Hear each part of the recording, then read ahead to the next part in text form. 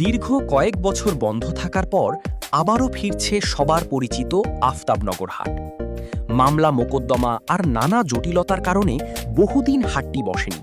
ফলে কোরবানির ঈদে এই এলাকার মানুষকে বিকল্প জায়গার উপর নির্ভর করতে হয়েছে। তবে এবার সেই অপেক্ষার অবসান।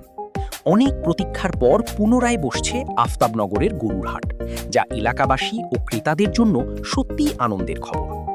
তবে এবার হাটটি আগের চিরচেনা জায়গায় নয়, নতুন করে আয়োজন করা হয়েছে স্বদেশ প্রপার্টিজ অর্থাৎ সান ভ্যালি আবাসন এলাকায়।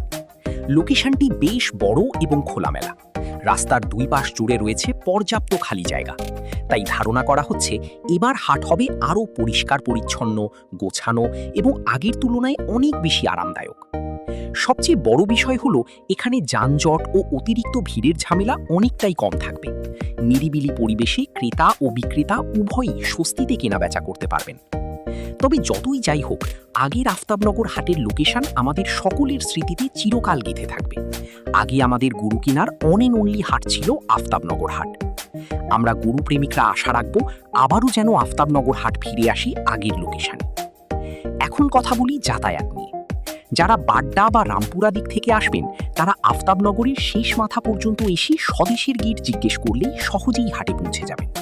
আর যারা নতুন বাজার, খিলক্ষেত বা ৩০০ ফিট এলাকা থেকে আসবেন, তারা সাতারকুল রোড ব্যবহার করে স্বদেশের গেট দিয়ে সরাসরি হাটে প্রবেশ করতে পারবেন। সব মিলিয়ে বহু প্রতীক্ষার পর আবারও জমে উঠতে যাচ্ছে আফতাবনগর হাট। এবার কেমন আয়োজন হয় সেটাই এখন দেখার অপেক্ষা।